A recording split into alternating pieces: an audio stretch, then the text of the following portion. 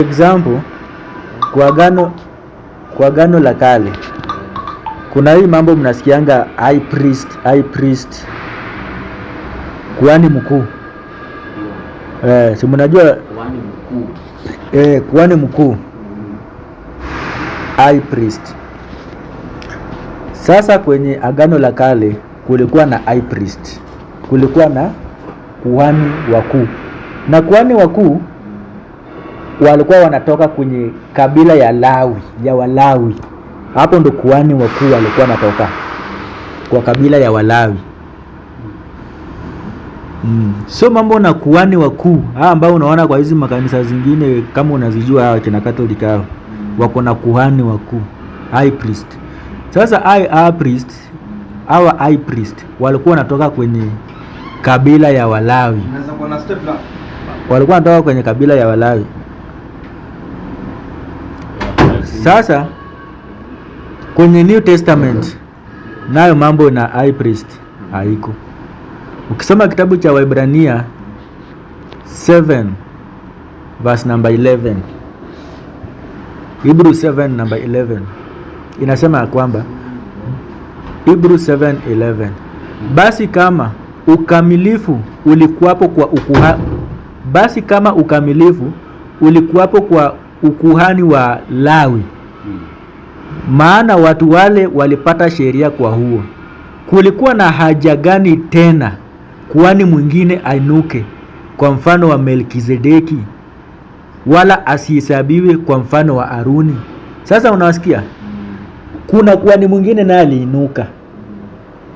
Mwanzoni kuhani walikuwa wanatoka kwa kabila ya Lawi, lakini Biblia inasema kwamba ile ukuhani wa Lawi haikuwa na ukamilifu, haikuwa na perfection. Sasa ilibidi naye Mungu atena inue kuhani mwingine. Sasa hapa kuna kuhani mara mbili. Kuna ule kuhani anatoka kwa Walawi, akina Aaron na hiyo group. Sasa tena kuna kuhani mwingine tena Mungu anainua, kwa maana amekuja kugundua kwamba wale wa kuhani wenye walikuwa kwa Walawi hakuna ukamilifu inatoka huko. Hakuna ukamilifu. So inabidi tena Mungu afanye nini? Ainue kuhani mwingine. Na wakati anainua kuhani mwingine, naye pia sheria inafanya nini? Inabadilika. Aya 7:12 inasema, maana ukuhani ule ukibadilika, hakuna budi sheria nayo ibadilike. Which means kuhani mwingine mwenye anainuka anakuja na sheria zake. Sasa sheria za hii ukuhani inainuliwa ni tofauti na zile sheria za ukuhani zilikuwako pale. Unasikia? 13, maana yeye aliyenenwa hayo alikuwa mshirika wa kabila nyingine ambayo hakuna mtu wa kabila hiyo aliyehudumia madhabahu. Verse number 14, maana ni dhahiri kwamba Bwana wetu alitoka katika Yuda, kabila ambayo Musa hakunena neno lolote juu yake katika mambo ya kuhani. Kwa hivyo huyu kuhani mwingine sasa yeye anatoka kwa kabila ya Yuda. Ule kuhani mwingine wa kwanza, wale makuhani wa kwanza wanatoka kwa kabila ya Walawi. Sasa huyu kuhani mwingine anatoka kwa kabila ya Yuda. Na huyu kuhani mwingine akiinuka anakuja na sheria zake. So sheria zake si kama sheria zile ziko kwa ukuhani wa kwanza. Unasikia? Mungu amechagua ndio wa ufalme wa Yuda. Sasa anatoka kwa Yuda, kwa kabila ya Yuda. Na huyu kuhani ni nani? Wacha niwaambie kuhani ni nani. Kitabu cha Waebrania ni Hebrews chapter 4 verse number 14. Waebrania 4:14 inasema, basi iwapo tunaye kuhani mkuu aliyeingia katika mbingu, Yesu mwana wa Mungu, na tuyashike sana maungamo yetu. Kwa hivyo kuhani mkuu mwenye ameinuliwa na Mungu anaitwa Yesu. Yesu ndio kuhani mkuu ambaye ameinuliwa na Mungu. Namba 15 nasema, kwa kuwa hamna kuhani mkuu asiyeweza kuchukuana nasi katika mambo yetu ya udhaifu, bali yeye aliyejaribiwa sawasawa na sisi katika mambo yote bila kufanya dhambi. Kwa hivyo wale makuhani wote wenye wako kwa Walawi hawawezi kutusaidia kwa mambo ya dhambi. Hawawezi kabisa. Biblia inasema hawawezi kuchukuliana na sisi katika mambo ya udhaifu, hawawezi.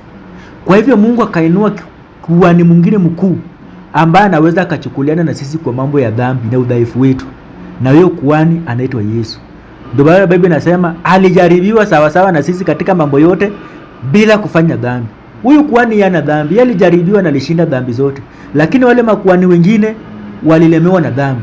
Ndio unaona kila mara walikuwa akienda kutoa dhabihu kwa ajili ya watu, walikuwa wanatoa kwa ajili yao kwanza, kwa ajili ya dhambi zao kwanza.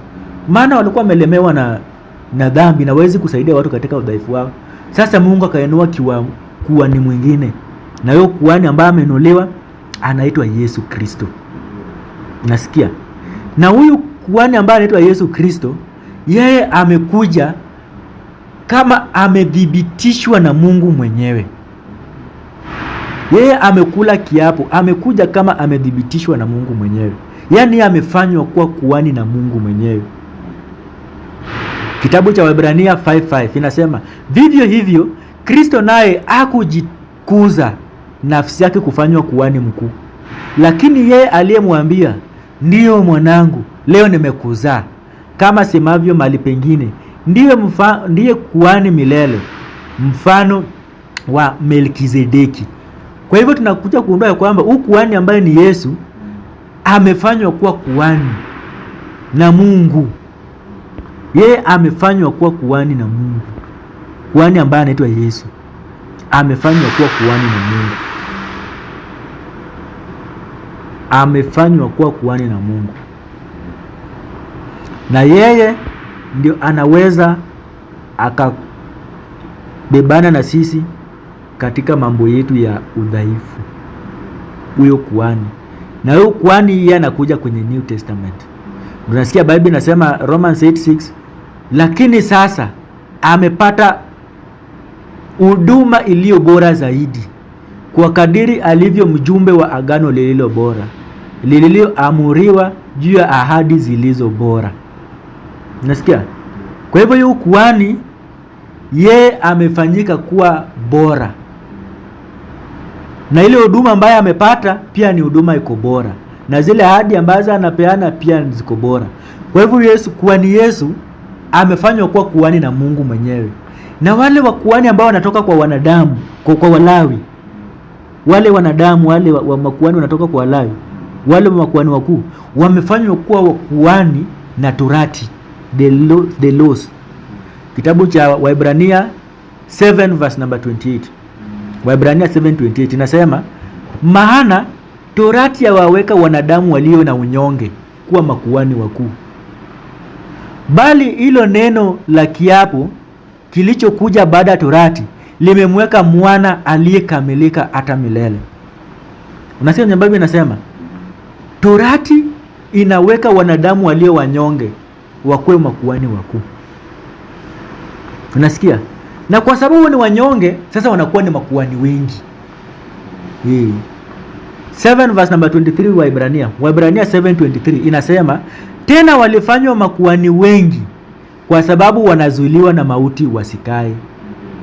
Verse number 24, bali yeye kwa kuwa akaa milele anao ukuhani wake usiondoka. Kwa hivyo Yesu Kristo, kwa maana yeye anakaa milele, yeye ukuhani wake ni wa milele, haiondoki. Lakini wale Walawi wale ukuhani wao inaondoka kwa sababu mauti imewashinda. That's why wako makuhani wengi, walifanywa na Torati kuwa makuhani wengi kwa sababu mauti imewalemea. Unasikia Waebrania 7:23 inasema, tena wale walifanywa makuhani wengi kwa sababu wanazuiliwa na mauti wasikae. Kwa hivyo wale walikuwa wamelemewa na mauti hawakai. Lakini huyu kuhani Yesu ambaye amefanywa na Mungu kuwa kuhani, yeye anakaa milele. Nasikia? Na huyu kuhani Yesu, yeye amefanywa kuwa kuhani na kiapo. Yaani yeye amefanywa kuwa kuhani mkuu na kiapo. Yaani yeye ndiye ako hapo halali. Unajua mtu akikula Biblia, sasa inamaanisha huyo mtu ndiye ako hapo legally. For example, president kabla achukue ile kitu na sianga anaenda pale anafanya nini? Anakula Biblia, anainua Biblia, anasema I will serve the people. Sasa nao Yesu pia alifanywa kuwa kuhani na kiapo. Kitabu cha Waebrania 7:21 inasema, maana wale walifanywa makuhani pasipo kiapo. Makuhani wote ambao wanatoka kwa Walawi walikuwa makuhani pasipo kiapo. So ni kama they are there illegally. Walifanywa kuwa makuhani pasipo kiapo. Bali yeye pamoja na kiapo, kwa kuwa yeye aliyemwambia, Bwana amehapa hata gairi, kuhani milele. Lakini kikuja kwa Yesu Kristo, Mungu mwenyewe anaapa. Anasema ya kwamba wewe utakuwa kuhani milele. Anaapa, anasema wewe utakuwa kuhani milele. Kwa hivyo kuhani wako mara mbili. Kuna wale kuhani ambao walitoka kwa kabila wa Lawi. Wamefanywa kuwa makuhani na Torati na the laws. Na Biblia inasema kwa sababu hawakukuwa na ukamilifu, hawawezi wakasaidia wanadamu kwa mambo yao dhaifu. Sasa Mungu akainua kuhani mwingine mkuu ambaye anaitwa Yesu Kristo. Huyu anakaa milele, huyu anaweza kasaidia wanadamu, maana yeye hana udhaifu. Nasikia? Sasa makuhani, ujue ya kwamba saizi Yesu Kristo ndiye kuhani mkuu. Yeye amekuja ameovertake wale. Sasa wale kazi yao iliisha. Sasa wale hao wenye walitoka kwa Walawi. Kabila ya Walawi. Kwa sasa. Wakati wana present wao kuna makuhani peke yao. Sasa hao ndio inataka kupotea sasa. Maana kuhani mwingine ameshaletwa ambaye anaweza kusaidia watu na dhambi, ambaye anakaa milele, ambaye hata mauti iwezani na yeye. Na huyu Mungu mwenyewe ameapa akasema huyu ndiye kuhani. Na wale waliwekwa na Torati. Na Biblia inasema Torati inaweka wanadamu walio wanyonge kuwa kuhani. Kwa hivyo wale ni wanyonge. Sasa hizi tuko na kuhani ambaye ako na nguvu, anaitwa Yesu Kristo. Kwa hivyo kuhani ambaye ako na nguvu kama anakaa milele, kwa nini tu bado tukue na kuhani wanyonge? Wanyonge ambayo wanakufa, hawawezi wakasaidia wanadamu. Kwa hivyo kuhani ni Yesu Kristo. Wakati kuhani ambaye ni Yesu Kristo ameingia, wale makuhani wengine kazi iliisha immediately. Siko maana watu hawajielewi. Kazi ya kuhani mkuu iliisha. Kuhani mkuu kazi yake iliisha. Sasa hii kuhani mkuu ni Yesu Kristo. Yeye ndiye kuhani mkuu. Yesu Kristo ndiye kuhani mkuu.